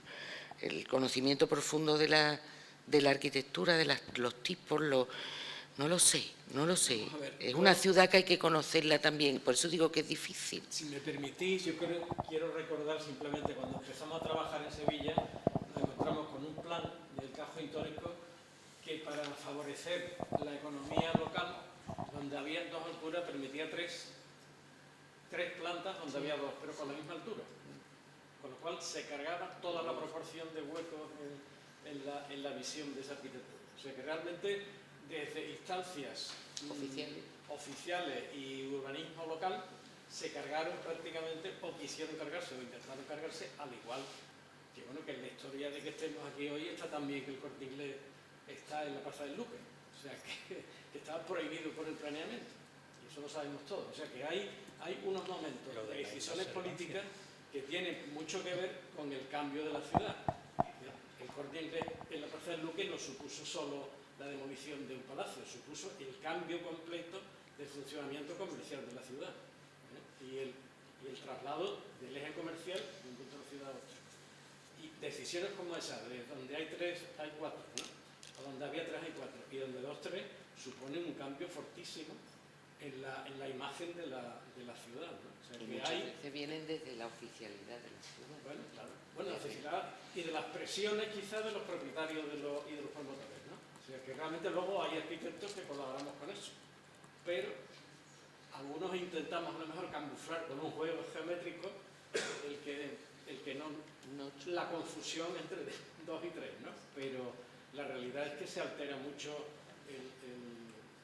la entidad de la ciudad, ¿no? Con decisiones como esa, ¿no? O sea que realmente yo creo que una de las conclusiones de la semana o de la mesa y tal es que en la gestión del patrimonio tiene mucho que ver muchos actores, ¿no? Y se han mencionado constantemente.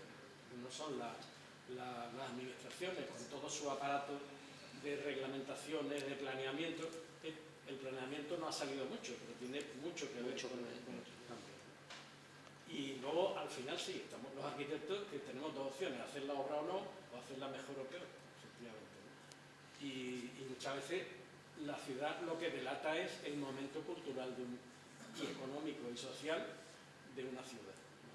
Y posiblemente podemos, paseando por la calle, como decía Isabel, detectar posiblemente en qué momento la ciudad estaba mejor o peor, o había unas presiones de un tipo o de otro, ¿no? O la cultura de los arquitectos, porque no lo voy a decir, que era más floja o más fuerte.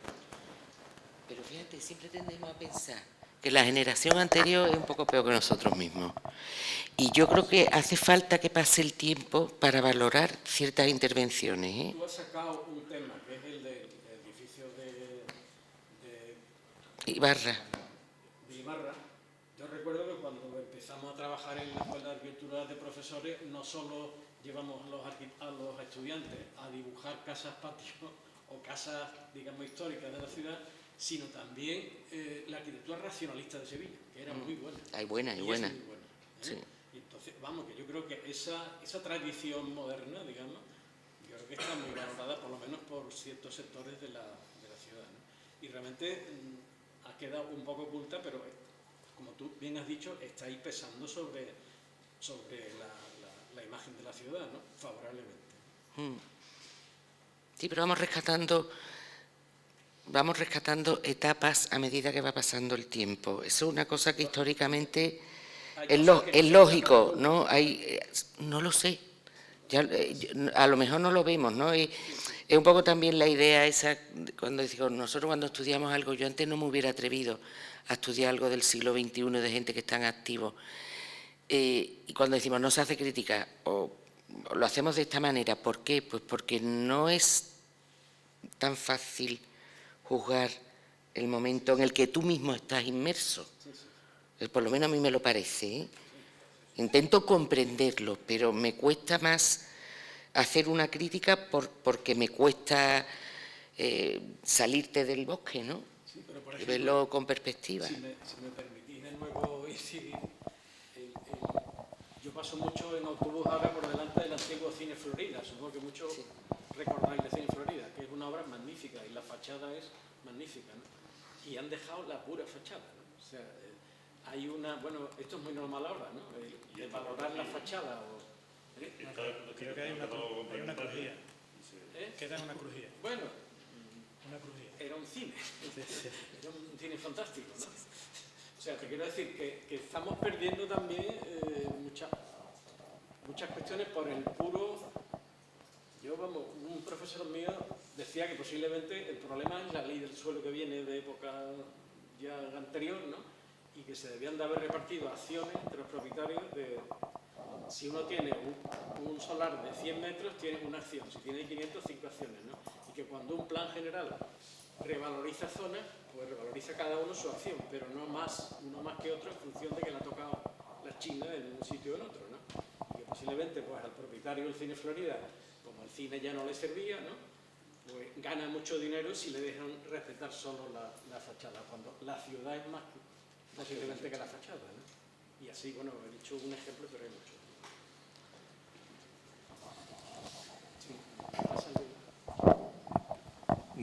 Una cosa, más que nada porque yo creo que hay algo que ha salido varias veces en estos días y en los ejemplos que se han puesto también, ¿no? Y que quizá no hemos comentado suficientemente, ¿no? Bueno, por ejemplo, hemos dicho que cada intervención es un caso concreto, es muy difícil establecer metodologías de proyecto también en intervención sobre el patrimonio, etcétera, ¿no? Porque lo que en un caso puede estar bien, en otro caso puede estar mal. Siempre me acuerdo del concurso de la ampliación del Banco de España en en Madrid, ¿no? Que hubo propuestas absolutamente radicales, ¿no? Y donde al final, pues, casi lo que todo ahora mismo nos parecería un disparate por ser muy conservador, etcétera, etcétera, pues a lo mejor allí era lo que procedía y lo que ganó, ¿no?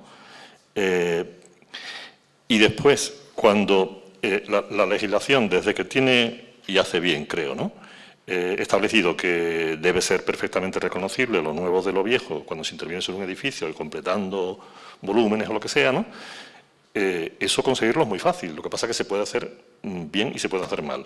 Y hay un tema que yo creo que sobre eso se debería teorizar un poco más, que no se ha hecho, y es, digamos, ¿por qué los ejemplos que todos entendemos que son fallidos, cuáles son? Son aquellos en los que una lectura unitaria de ese elemento es difícil. Se distingue tantísimo que es imposible, y con Delgas, por ejemplo, eso no pasa, ¿no? En Delgas tú puedes, lo que decía el otro día, ¿no?, hay gente que va por allí y ni se da cuenta, ¿no? Entonces, pero eso se puede hacer de otra forma. Aquí hemos visto ayer ejemplos, ¿no?, casos en los que bueno, lo que dice Isabel en el fondo tiene algo que ver también con eso, ¿no? O sea, tú puedes plantear una intervención que te impide, pues, una lectura, por ejemplo, de una calle, como un hecho que tiene su importancia también, ¿no?, o de un edificio o de un espacio, no lo ves partes y no eres capaz nunca de recomponerlo. Yo creo que encontrar ahí un punto intermedio es importante. Y otro tema que no ha salido y que en el fondo también creo que guarda relación con esto es el tema de qué ocurre cuando cambian de uso las cosas, ¿no? Es muy distinto intervenir sobre un edificio que mantiene su uso, por ejemplo, edificios religiosos y tal, ¿no?, donde a veces el arquitecto tiene que asumir como un papel que es casi de mayordomo, que todo esté en orden y tal, y todo sigue funcionando igual porque no hay nada que impele a tomar medidas más fuertes. Pero cuando una fortificación se convierte en un parador, por poner un ejemplo, ¿no?, o sea, las cosas no tienen nada que ver, ¿no?, o un convento. Y Tábora, por terminar por mi parte con una cita, ya que esta vez me han tocado las citas, ¿no?, Tábora tiene una expresa, yo creo que eso de una forma muy clara, ¿no? Lo hizo un poco para explicar su proyecto en la Pousada de Santa Mariña da Costa, antiguamente un convento, ¿no? Y él dice, cuando se va a producir una intervención sobre un edificio, entre lo preexistente y el nuevo organismo que se va a constituir, o lo que se está proponiendo, debe establecerse un diálogo que no es el de dos sordos que se dan la espalda, sino más bien el de dos personas que se miran a la cara, ¿no?, y que tratan de buscar como acuerdos, ¿eh? Y en ese acuerdo, pues al final se producen confluencias que yo creo que son las que a veces faltan en este tipo de proyectos, ¿no?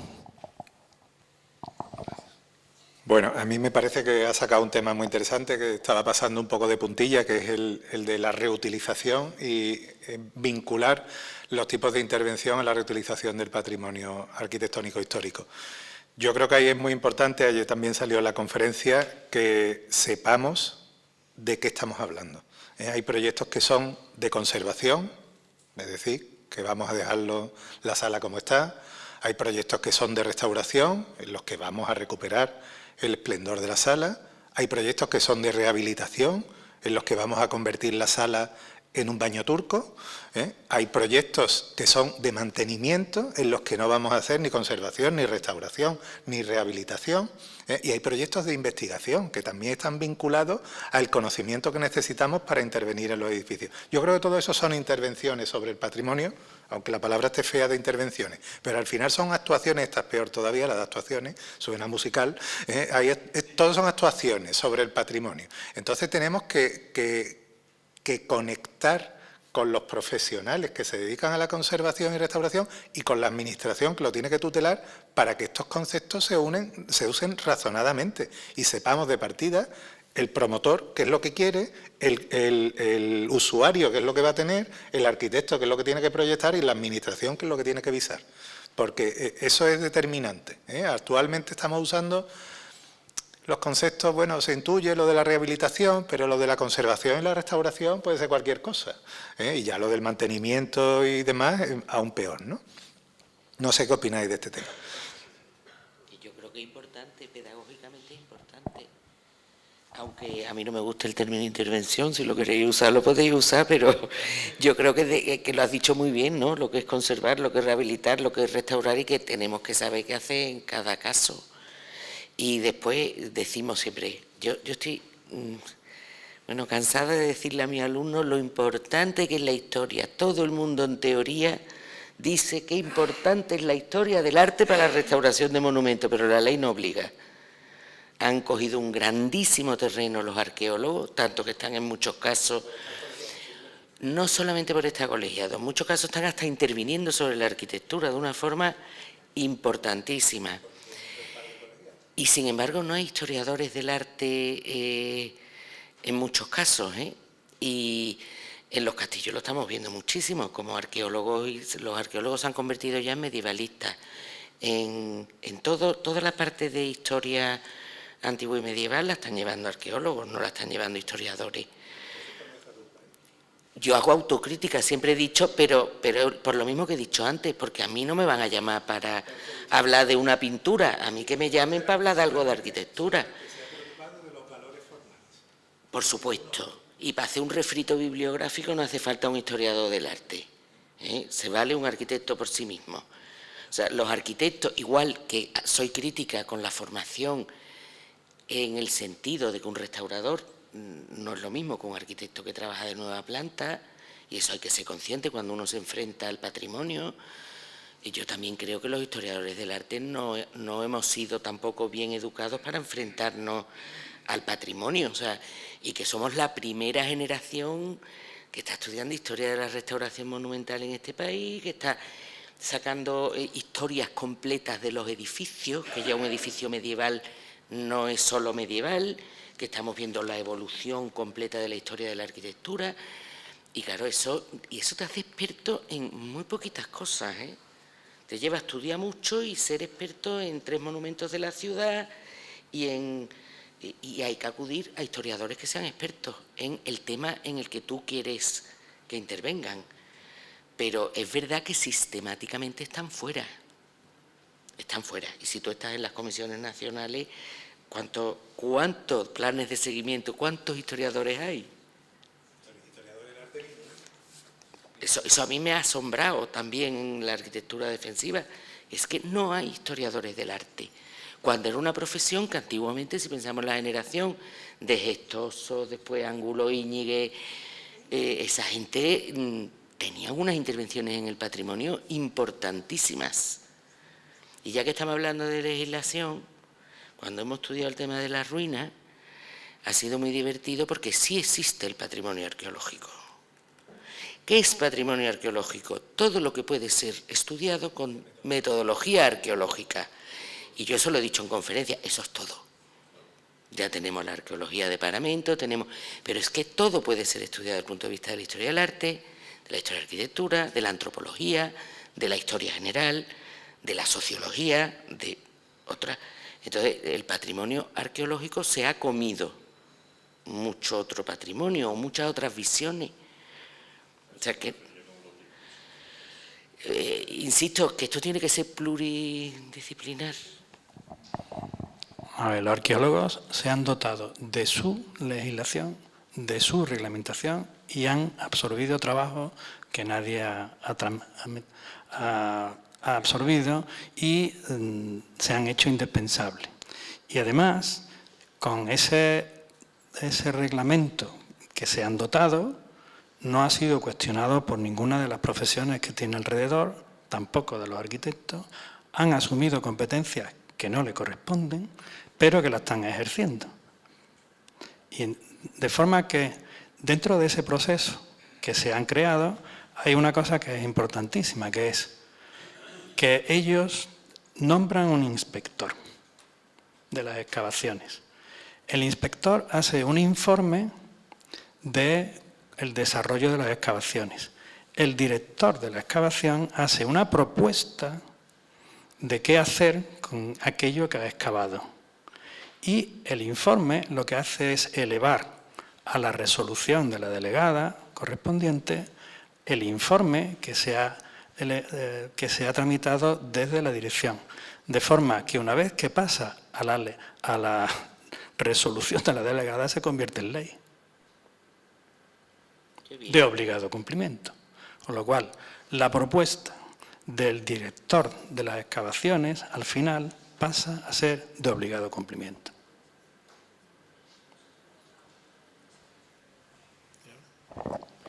Bueno, es verdad lo que dice Juan Antonio Fernández Naranjo, pero han generado ese corpus legal, esas obligaciones de la Administración a través de la colegiación, que es tan potente como la de los arquitectos y la de los médicos. Y eso es así, porque si los historiadores del arte hubiéramos tenido un potente colegio y nos hubiéramos servido para instrumentalizar nuestro conocimiento al servicio de la conservación del patrimonio, tendríamos más herramientas. Pero es verdad que yo que he vivido la redacción de la última ley, se posiciona al antropólogo después del arqueólogo.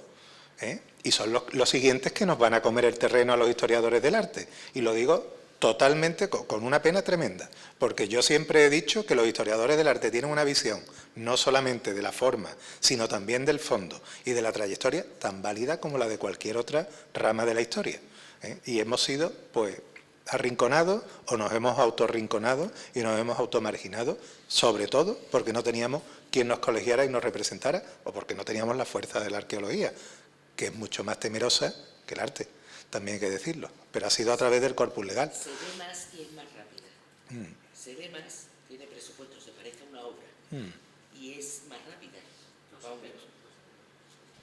La arqueología, que es más eficaz porque es más rápida. O sea, cuando van a intervenir en un castillo, en cualquier edificio, en cualquier sitio que van a poner un ascensor, un arqueólogo llega, pum, hace una cata y obtiene resultados inmediatos, a veces acertados, a veces no tan acertados.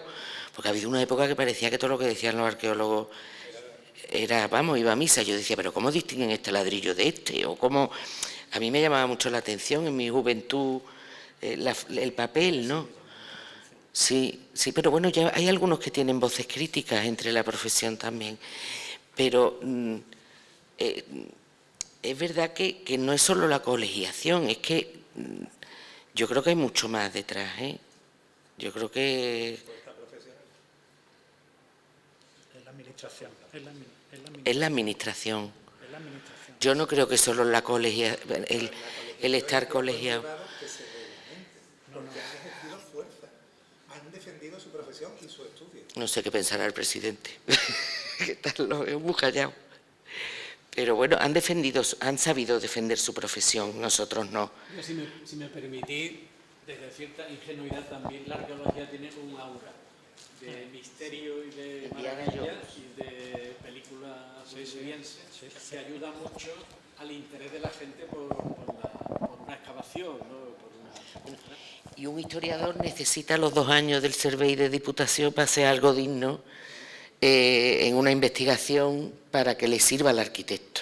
Eso es así. O sea, nosotros necesitaríamos que se programara por la Administración el plan de restauración que se va a hacer en Andalucía con 2 años para podernos meter en los archivos, buscar el equipo adecuado y sacar unas conclusiones interesantes, ¿no? Hay veces que no, hay veces que lo tienes hecho previamente o hay veces que lo puedes hacer de una forma más rápida, pero hay ocasiones en las que se requiere mucho tiempo de trabajo para... No llegamos en un mes, cavamos, hacemos una cata y ya está, allá puede intervenir el arquitecto. Y la interpretación que demos puede ser válida o no, porque da igual. Pero sería muy interesante que estuviéramos en el seguimiento de las obras, que nunca estamos. Obligatorio que estuviéramos en el seguimiento. ¿Por qué? Pues porque las intervenciones muchas veces están cambiando las historias de los edificios. Después no se publican y nos interesa a todos mejorar el conocimiento. En una investigación arqueológica pueden entrar los arqueólogos, pero no los arquitectos, sobre un edificio. ¿Que no entran tampoco? No, pues, la inspección le corresponde al arqueólogo. Un arqueólogo entra en un edificio que se está restaurando. Por falta... Claro, hay una cuestión básica, por ejemplo, para hacer un informe bueno, se está haciendo la carretera, no me acuerdo ahora mismo cómo se llama, seguro que un compañero, los de eso de ambiental, ¿no? De impacto ambiental. Lo que dice la legislación es que hay que hacer un informe sobre el patrimonio histórico que se ve afectado. Pues el arqueológico. Si esto que he leído yo, donde pone patrimonio histórico, se pone arqueología o se pone etnología, exactamente es igual. y es lo que se está haciendo. Y eso no es un problema de colegiación, es un problema de legislación. Claro, y además otra cosa, es decir, yo tengo un tío mío ya muy mayor que era ingeniero y que se dedicaba a ser director de proyectos. Y decía que su trabajo era que ninguno de los que estaban sentados a la mesa consiguiera sus objetivos. Pues aquí no hay ninguno que dirija, ¿vale? No hay ninguna administración que ponga en orden, porque no la hay. Y no creo que no es fácil que la haya, ¿no? Entonces, en ese sentido, bueno, pues aquí cada uno está tirando para un lado y ya está. Espero que los arquitectos sigamos teniendo algo que decir, pero bueno, eso ya se verá. Pero, y de nuevo insisto, que esto, yo he intentado alejarme siempre de la discusión disciplinar, porque no nos lleva a ningún sitio. Al final, yo creo que lo que hay que hablar es de trabajo. Yo creo que trabajando juntos no tenemos ningún problema, por lo menos yo no he tenido ningún problema con ninguno de los profesionales que he estado alrededor y que he tenido que consultar y que han asumido mis planteamientos y que yo he asumido los suyos. A la hora de trabajar no hay ningún problema. En el momento que nos enfrascamos en las cuestiones disciplinares, pues es cuando surge el problema. Y las cuestiones disciplinares no van a resolver nada. Lo que tenemos que hablar es de método y ver en cada momento dónde interviene cada uno y cómo se interviene y cuáles son los resultados de esa metodología de trabajo. Esa metodología de trabajo, yo por lo menos, lo que tengo conocido es la del Survey de Patrimonio Arquitectónico Local, que es muy clara, que son 7 páginas, que se lee perfectamente, después hay mucha ampliación y todo eso, pero es pom, pom, pom, pom, y no habla de disciplina, habla del monumento, habla del patrimonio, habla de... y está todo. Después se desarrolla con el método sistémico de José Luis y todo eso, de la Universidad de Barcelona, y hay otras muchas, pero lo que entiendo como más sistematizado, y creo que no se conoce bien, es eso. Pom, pom, pom, pom, pom. Y trabajar todos juntos. Y ya se puede llamar cada uno como se llame.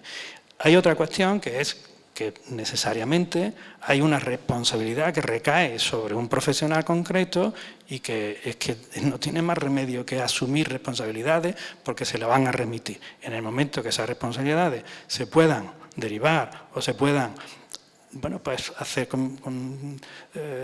compartimentar o compartir de alguna manera, pues bueno, pues se trabajará de esa forma. Pero me da igual cómo se trabaje si hay un método de trabajo que nos garantiza al menos que no hay pérdida ninguna ni se va a perder nada en ese proceso. Al final los resultados serán mejores o peores dependiendo.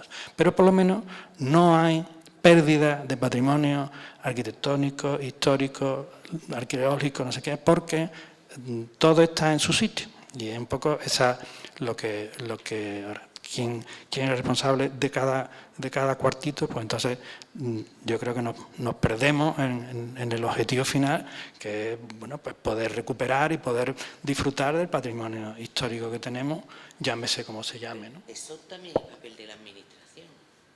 ¿Yo qué te estoy diciendo? Que no hay ningún tío ingeniero que se sienta a la mesa. Si parece una última intervención y si hay alguien del público. Yo voy a hacer un cambio de tercio. Al hilo de lo que estamos viendo aquí en la pregunta que habéis sugerido, no soy arquitecto, voy a dar una versión desde mi formación como restaurador. Creo que sería muy interesante plantearnos borrar esa palabra que nos encorseta. La palabra restauración encorseta demasiado. A nosotros nos va muy bien porque nosotros somos tanto plásticos, conservamos cadáveres, pero vosotros los arquitectos no podéis